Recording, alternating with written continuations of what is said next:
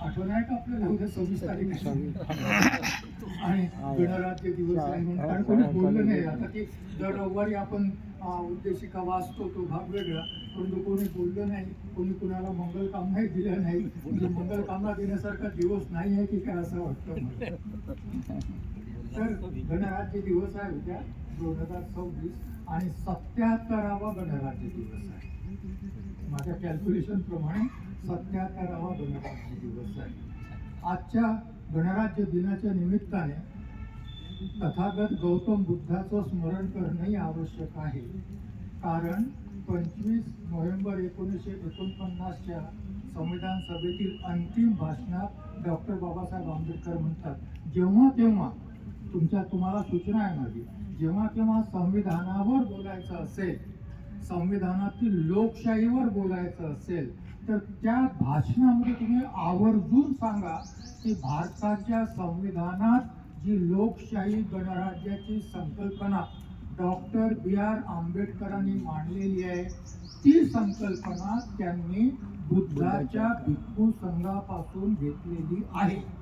आणि मग तिथं अभिमानाने सांगा की म्हणून तथागत गौतम बुद्धांना मी लोकशाही गणराज्याचा आद्य प्रवर्तक म्हणून वंदन करतो.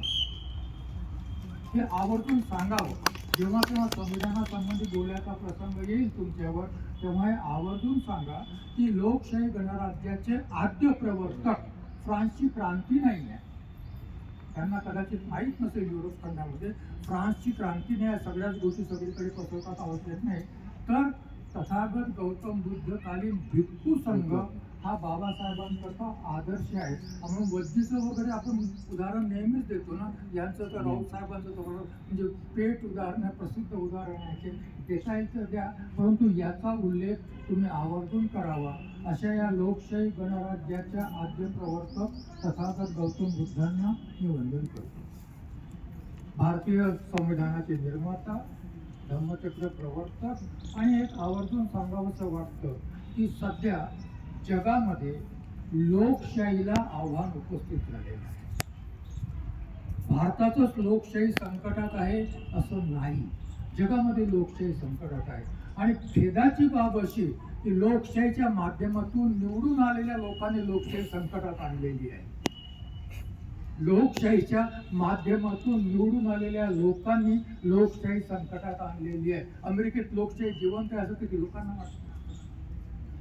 अमेरिकेत लोकशाही जिवंत आहे असं किती लोकांना? युरोपमधल्या काही देशांमध्ये लोकशाही आहे असं किती लोकांना वाटतं? आम्हाला मायग्रंट नकोत, आम्हाला आमच्या वंशाचे नकोत, आम्हाला तमक्या वंशाचे नकोत. मागा हा युरोपमध्येही पसरलेला. मागा म्हणजे मेक अमेरिका ग्रेट अगेन. कशाच्या आधारावर? व्हाईट सुप्रीमसी म्हणतात त्याला. व्हाईट सुप्रीमसी म्हणजे काय? गोरा माणूस हा सर्वश्रेष्ठ आहे, याला वंशश्रेष्ठत्ववाद म्हणतात. आम्हाला बाकीचे नकोत.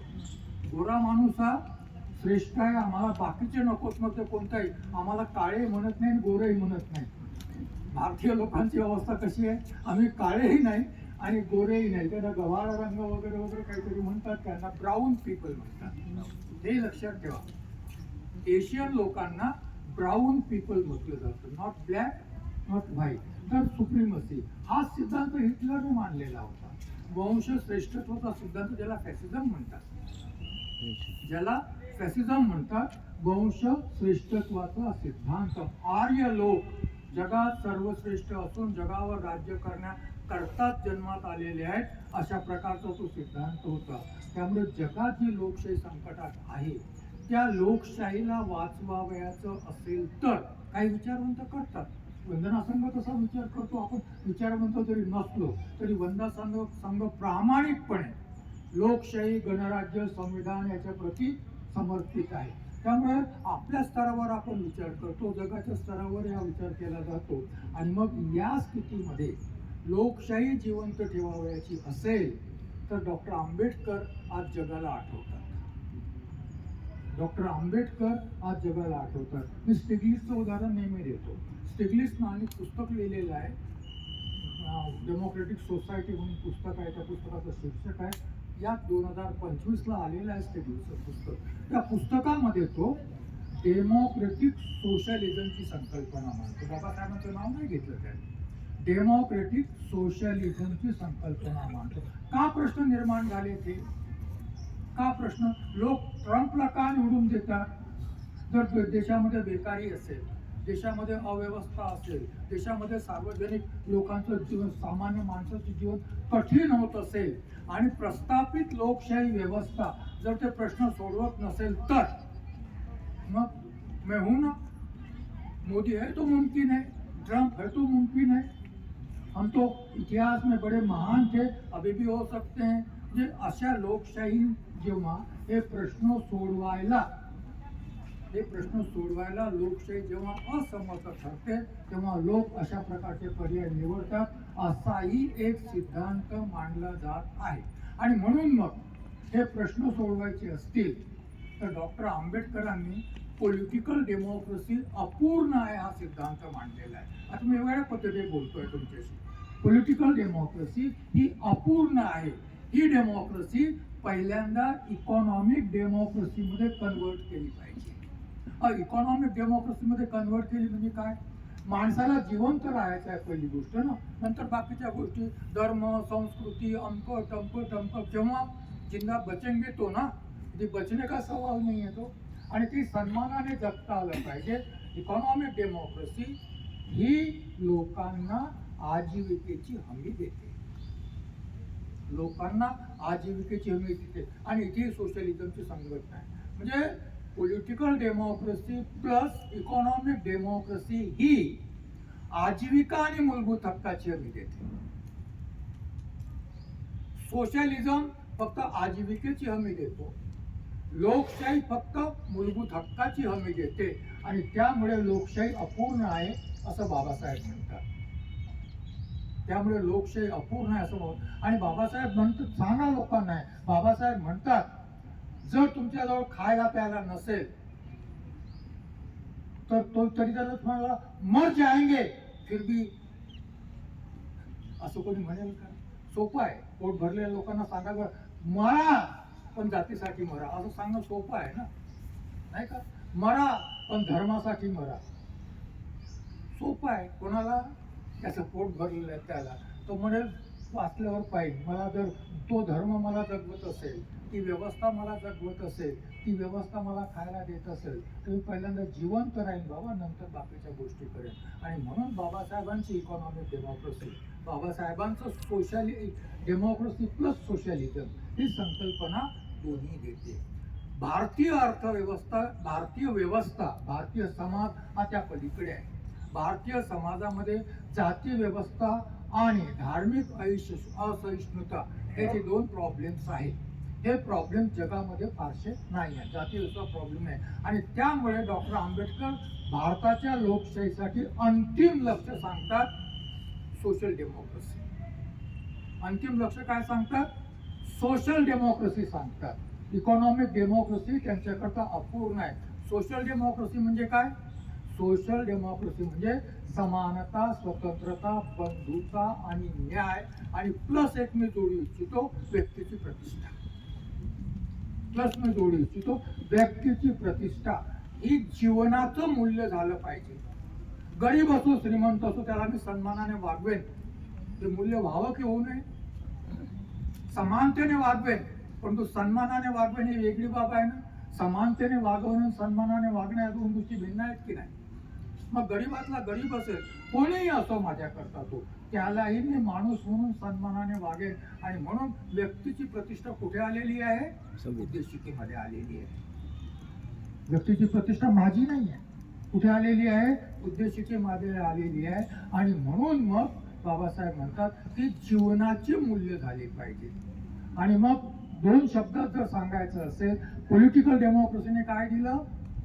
एक व्यक्ती, एक मत, एक मूल्य दिलं. याला बाबासाहेब पॉलिटिकल इक्वॅलिटी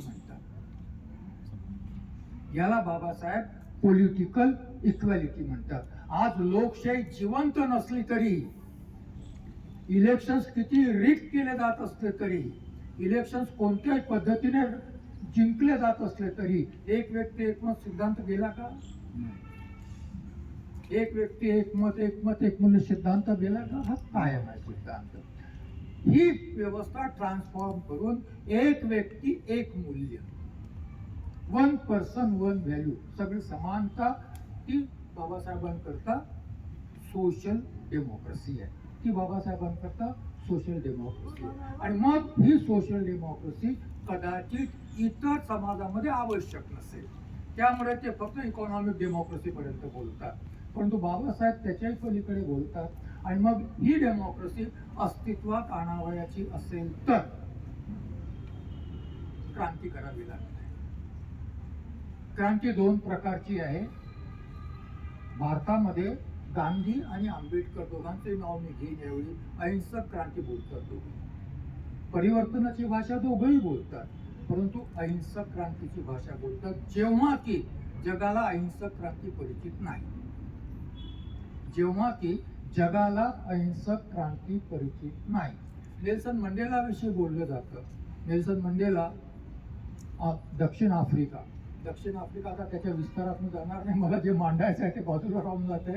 तर नेल्सन मंडेलाने जेलमध्ये गेला, 27 वर्ष जेलमध्ये राहिला. त्याला विचारलं की तुम्ही गांधीवादी आहात का? म्हणजे मला पर्याय नव्हता म्हणून मी अहिंसा स्वीकारली. काय म्हणतो नेल्सन मंडेला? मला पर्याय नव्हता, मला पर्याय असता तर मी हिंसा केली असती, म्हणून मी अहिंसा. आणि मग या अहिंसक क्रांतीचा प्रणेता बुद्ध, अहिंसक क्रांतीचे प्रणेता बाबासाहेब आंबेडकर, आणि म्हणून मग लोकशाहीची आपली व्याख्या करतात डॉक्टर आंबेडकर. अब्राहम लिंकनची व्याख्या फक्त ऍडमिनिस्ट्रेटिव्ह आहे. गव्हर्नमेंट ऑफ द पीपल, सुरुवातच गव्हर्नमेंट पासून आहे. Government of the people, by the people, for the people. आणि मग डॉक्टर आंबेडकर व्याख्या देतात, लोकांच्या आर्थिक आणि सामाजिक जीवनात क्रांतिकारी बदल घडवून आणणारी, रक्तपातविहीन क्रांती घडवून आणणारी शासन व्यवस्था म्हणजे लोकशाही. शासन व्यवस्था म्हणजे लोकशाही. तर अशा पद्धतीने डॉक्टर आंबेडकरांनी जी संकल्पना लोकशाहीची मांडलेली आहे, अहिंसक क्रांतीची संकल्पना, हेही बुद्धापासून आपल्यापर्यंत येते. हेही आपल्याला लोकशाही सांगताना मांडता आलं पाहिजे, हे आपण मांडू शकतो. तर अशा या डॉक्टर आंबेडकरांना मी वंदन करतो. संविधान म्हणतं की आम्ही भारताचे लोक आमच्या संविधान सभेत आज दिनांक 26 नोव्हेंबर 1949 या रोजी याद्वारे हे संविधान आम्ही अंगीकृत अधिकृत करून स्वतः अर्पण करीत आहोत. बरोबर आहे, शब्द इकडे तिकडे झाला असावा. अधिकृत आणि अंगीकृत असा तो शब्द आहे. अर्पण करतो. का लिहिलं असं व्हावं? याचा अर्थ काय? याचा अर्थ काय? आम्ही भारताचे लोक स्वतःला संविधान अर्पण करतो, याचा अर्थ काय? आमच्या संविधान सभेत निर्माण झालेले. काय अर्थ आहे याचा?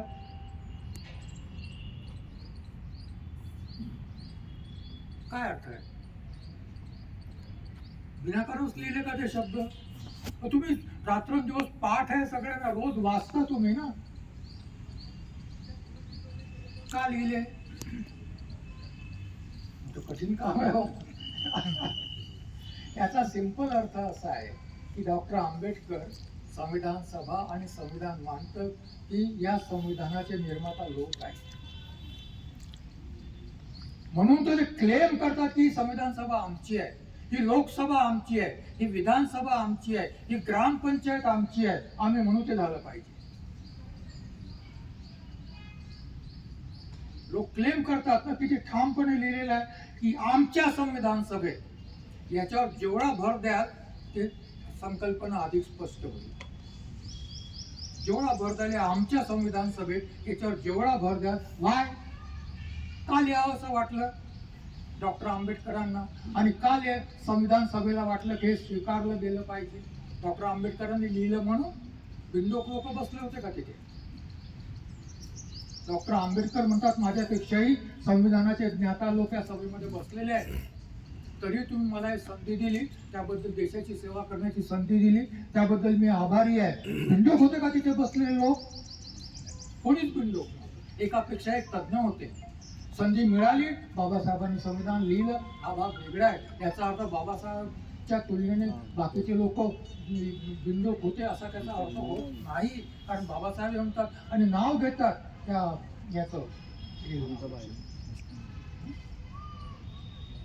संविधान मसुदा समिती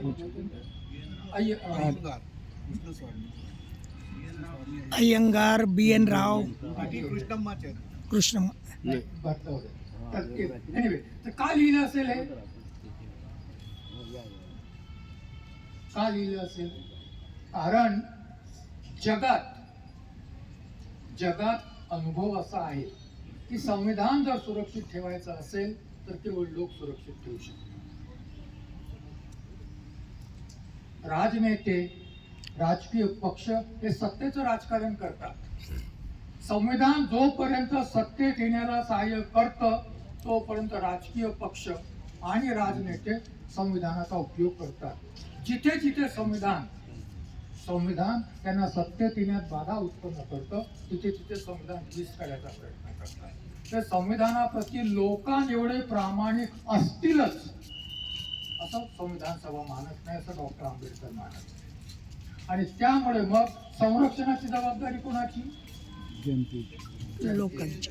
जगामध्ये जेव्हा जेव्हा समस्या निर्माण झाल्या संविधानाप्रती लोकांनी संविधान आणि मग त्या रानडे गांधींमध्ये डॉक्टर आंबेडकर म्हणतात कोणताही कायदा संविधानासहित जर जिवंत राहायचा असेल तर लोक म्हणतील तर जिवंत राहील. लोकांना नको असलेला कायदा, लोकांना नको असलेलं संविधान कोणतंही शासन जबरदस्तीने लागू शकत नाही, थोडी ताकद नाही. कोण जिवंत ठेवतं मग? परंतु तेव्हा जर लोकांना आम्ही संविधानाचे निर्माता आहोत याची जाणीव झाली तर ना. आणि म्हणून बाबासाहेब म्हणतात की ही जाणीव करून द्यावी लागेल. आज लोकांना जाणीव नाहीये, याची जाणीव करून द्यावी लागेल. आणि म्हणून डॉक्टर आंबेडकर जेव्हा संविधानिक नैतिकता हा शब्द वापरतात तेव्हा ते पुढाऱ्यांना शिकवा नैतिकता असं म्हणत नाही. ते पुढाऱ्यांना शिकवा, नेत्यांना शिकवा असं म्हणत नाही. लोकांमध्ये संविधानिक नैतिकतेचं मूल्य रुजवावं लागेल असं म्हणतात. आता गाणार साहेबांना विचारतो, कॉन्स्टिट्यूशनल मॉरॅलिटी हा शब्द किती लोकांना परिचित आहे? गाणार साहेब आपल्या देशामध्ये किती % लोक असतील? तुम्ही तरी केव्हा ऐकला हा शब्द? माझ्यातून तुम्ही तरी माझ्यातून. जर 77 वर्षानंतर आपल्या देशाची स्थिती असेल तर आपण खरंच संविधान लोकांपर्यंत पोहोचवलं का? लोकशाही लोकांपर्यंत पोहोचवली का? उद्देशिका दररोज वाचतो, परंतु त्यामध्ये हे एवढं महत्वाचं जे आहे शेवटचं की आमच्या संविधान सभेत याचा कोणी विचार केला आहे का लिहिलं असेल असा कोणाला प्रश्न पडतो का? कारण प्रश्न पडणं म्हणजे कदाचित असं वाटत असेल नाही संविधानावर प्रश्न उपस्थित करून म्हणजे बाबासाहेबांच्या विद्वत्तेवर प्रश्न उपस्थित का लिहिला बाबासाहेबांनी असा प्रश्न कसा उपस्थित करता येईल आपल्याला? लिहिलं ना मग स्वीकारलं पाहिजे. होतं का असं? जमेल का असं? नेलं का? म्हणजे कॉन्स्टिट्यूशनल मॉरॅलिटी तिथे लिहिलेलं आहे, लोकात रुजवायची आहे. आणि बाबासाहेब म्हणतात मला चिंता आहे या देशात संविधानाने लोकशाही जिवंत राहील की नाही. चिंता आहे कारण या देशात बुद्धाचा काळ सोडला तर 2500 वर्षात लोकशाही परिचित नाही लोकांना. बुद्धाचा काळ सोडला, बुद्धाच्या काळातच बुद्ध जिवंत असताना आणि काही काळानंतर सम्राटाने लोकशाही नष्ट केली. नष्ट केली लोकशाही, सम्राटाने लोकशाही नष्ट केली. बुद्धाच्या जीवनापर्यंत वज्जीचं उदाहरण सांगते, त्याला लोकशाहीच नष्ट करायची असते ना. मला वज्जीवर विजय मिळवायचा आहे नाही का? तर हे जे काही आहे त्यामुळे मग आपल्याला त्या संवैधानिक नैतिकतेचा विचार आणि या परिप्रेक्ष्यात आपल्याला संविधानाकडे पाहावं लागेल.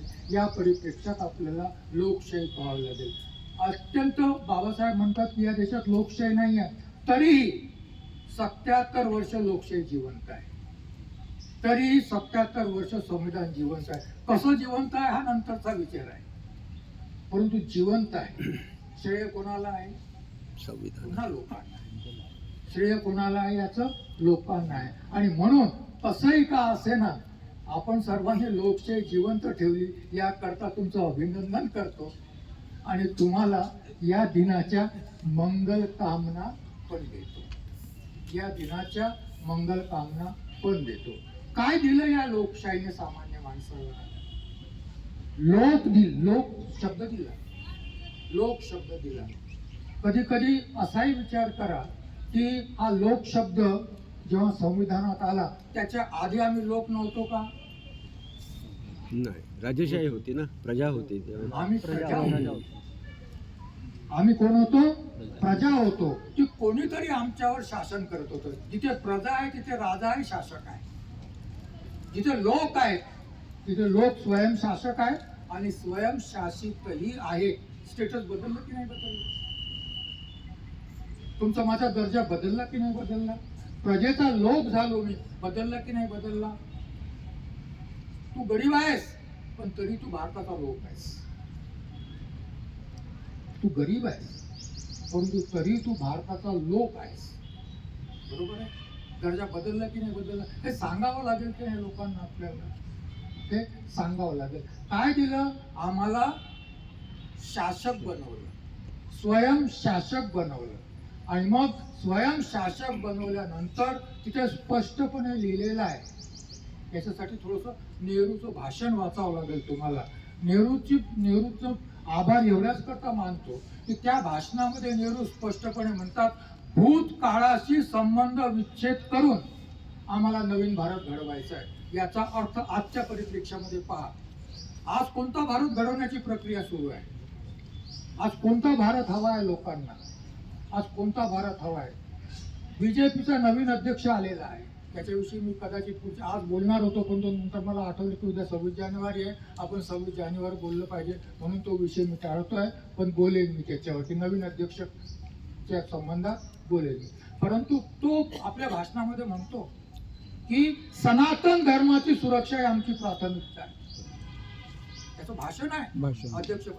सनातन धर्माची सुरक्षा ही आमची प्राथमिकता आहे असं म्हणतो. असा भारतातील सर्वात मोठा पक्ष ज्याच्या जवळ आज 12,000 कोटी रुपये रोख शिल्लक आहे, जो एका लोकसभेच्या निवडणुकीवर 3,365 कोटी रुपये खर्च करू शकतो. काँग्रेसचा खर्च किती आहे कोण सांगेल का? तुमच्या पक्षाचा खर्च किती आहे लोकसभेचा? आमचं खूप कमी आहे, जवळपास 100 कोटी. 100 कोटी रुपये. काँग्रेसचा खर्च 600 कोटी रुपये आहे. आणि बीजेपीचा खर्च किती आहे? 3,365 कोटी रुपये खर्च. आणि मग आमच्यामध्ये एक म्हण आहे जी आम्ही स्वीकारलेली आहे, तळ राखेल तो पाणी चाकेल, नाही का? मग चाकतायत ना पाणी. जो तळ राखतो, जो सत्तेत आहे त्याला फंड्स मिळतात. फंड्स मिळतात म्हणून सत्ता मिळते, सत्ता मिळते म्हणून फंड्स मिळतात. हे दुष्टचक्र सुरू आहे. हे भेदायचं असेल तर कुठे भेदलं जाईल? त्या मतदाराजवळ भेदलं जाईल. हे भेदायचं असेल तर कुठे भेदलं जाईल? दुसरं तो म्हणतो, पहिलं त्याने म्हटलं सनातन धर्माची सुरक्षा, हिंदुत्व आणि हिंदू राष्ट्र आमची प्राथमिकता आहे.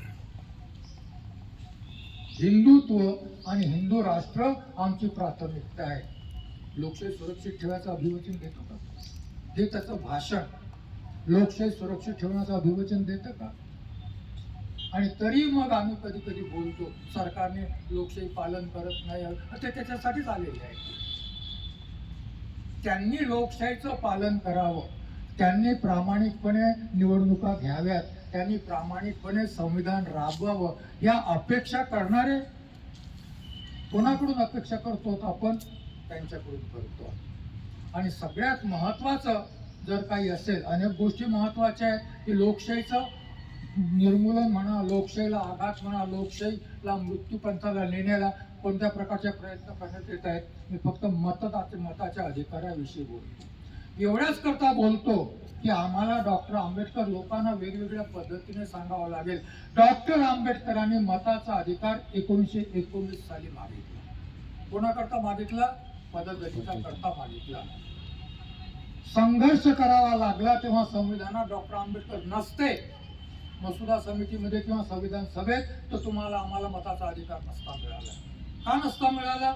1919 पासून सातत्याने मागणी करूनही 1919 ला कोणाला मागितला मताचा अधिकार? शासनाला मागितला, इंग्रजांना मागितला. 1928 ला मागितला, 1932 ला मिळवला. 1932च्या राऊंड टेबल कॉन्फरन्स मध्ये मिळवला. तेव्हाही प्रश्न विचारण्यात येत होता. काय प्रश्न विचारण्यात येत होता? हे गरीब, दरिद्री, निरक्षर, अज्ञानी, अंधश्रद्ध लोक यांना मताचा अधिकार कशाला पाहिजे? यांना मताचा अधिकार कशाला पाहिजे? काय उत्तर होतं डॉक्टर आंबेडकरांचं? काय असू शकतं? तुम्हाला जर हा प्रश्न विचारला, या भिकाऱ्यांना, दरिद्रींना, निरक्षरांना कशाला पाहिजे मताचा अधिकार? आणि तुम्हाला जर मताच्या अधिकाराचं समर्थन करावयाचं असेल, त्यांचे गरीबाच्या काय समर्थन कराल तुम्ही त्याचं?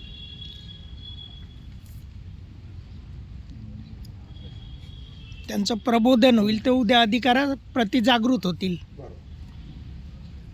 बाबासाहेबांनी तिथे विधान मांडलं. तो माणूस आहे,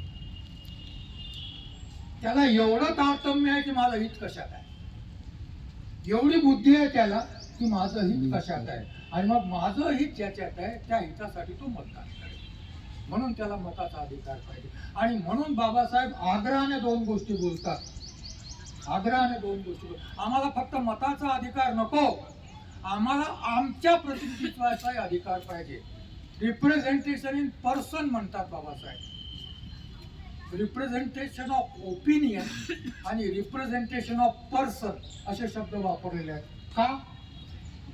आम्ही कसेही असू, परंतु आम्हाला आमच्या व्यथा, वेदना, दुःख, कष्ट मांडणे आम्हाला शक्य आहे. आम्हीच मांडू शकतो, इतर नाही मांडू शकत आमचं दुःख, व्यथा, वेदना. इतर व्यथा वेदना मांडू शकत नाही. म्हणून आमचं प्रतिनिधित्व आम्हाला पाहिजे. आणि मग अशा पद्धतीने डॉक्टर आंबेडकरांनी संविधान सभेत सांगा लोकांना की संविधान सभेत तुमच्या मताच्या अधिकाराला विरोध केला तर नाव सांगा. पंडित हृदयनाथ कुंजरू सारख्या माणसाने विरोध केलेला आहे. सांगा ना नाव लोकांना. ते वाचलं पाहिजे तर कळेल. तर लोकांना सांगितलं की मताच्या अधिकाराला विरोध केला तरी तुम्हाला मताचा अधिकार मिळालेला आहे. मला मताचा अधिकार मिळालेला आहे. कशासाठी मिळाला? कशासाठी मिळाला? जे मिळतं तो हक्क की भीक, हे सांगावं लागेल लोकांना. जे मिळतं तुम्हाला आज, तो तुमचा हक्क आहे की भीक आहे, हक्क हे सांगावं लागेल. तुम्हाला भिकारी बनवण्याकरता संविधान नाही लिहिलं ना. कल्याणकारी राज्याची संकल्पना ही नाही आहे ना. कल्याणकारी राज्याची संकल्पना ही नाही. मताचा अधिकार, निर्वाचन आयोग दत्तक घेतलं, केंद्र सरकारच्या मांडीवर जाऊन बसलं.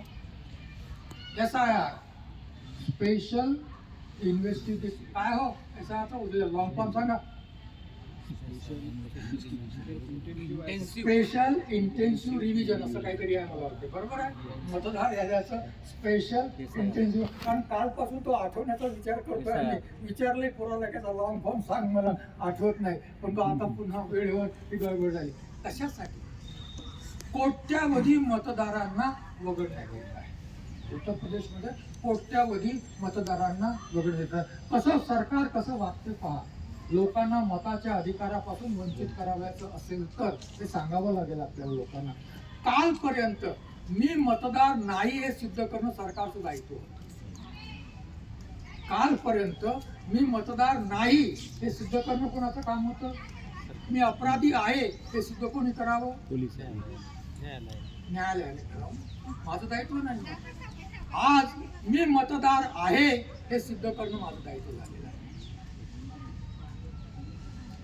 हे सिद्ध करणं माझं दायित्व झालेलं आहे. आणि मग ही परिस्थिती, हा फरक आहे की नाही? मग आमचं डॉक्युमेंट आहे का? नाही तर तुबा. तमका आहे का? नाही तर तुबा. म्हणजे हे जे काही आहे हे मतदारांना वगळण्यासाठी. हे मतदारांना. आणि कोण वगळलं जाईल?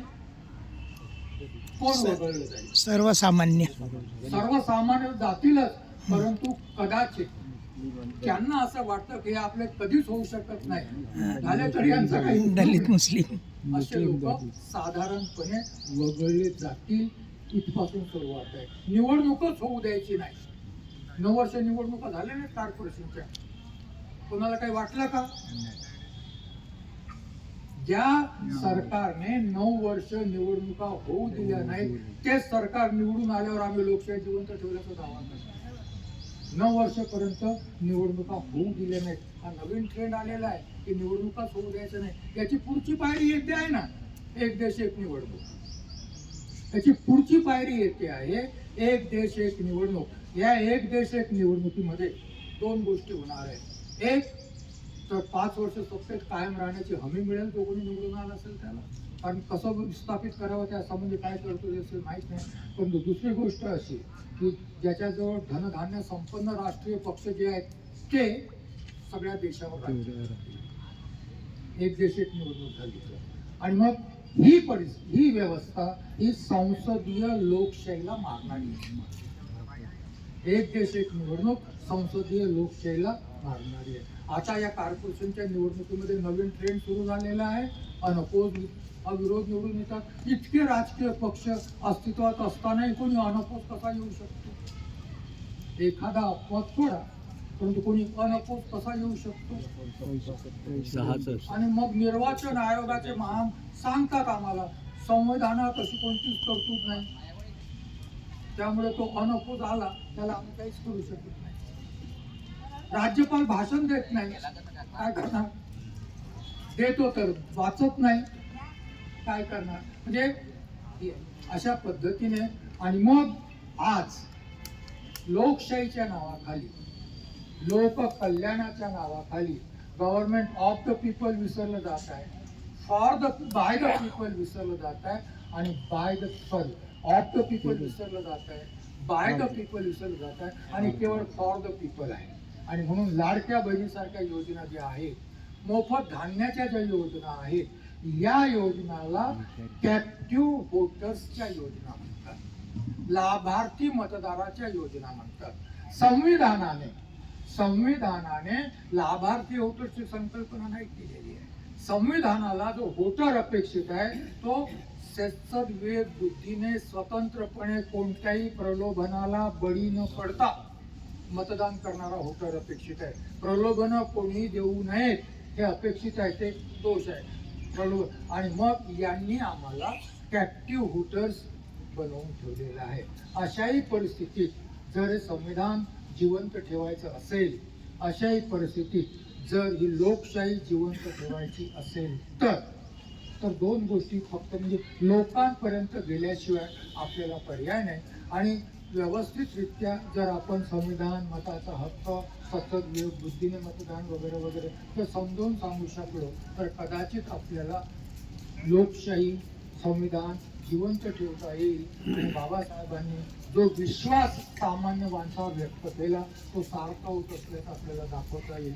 26 जानेवारीचं याही करता स्मरण करावं लागतं की आम्ही भारताचे लोक आहोत आणि ही आमची पहिली आयडेंटिटी आहे.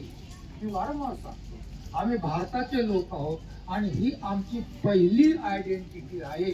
दुसरी आयडेंटिटी आम्ही जे काही आहे त्यानुसार 15/4/16 मध्ये लिहिलेली आहे ती वाचा, ती आमची सेकंडरी आयडेंटिटी आहे. ती आयडेंटिटी जिवंत ठेवायची असेल तर ही आयडेंटिटी तेवढीच महत्वाची आहे. ही आयडेंटिटी जिवंत राहील तर ती आयडेंटिटी जिवंत राहील. पुन्हा एकदा आपल्या सर्वांना धन्यवाद.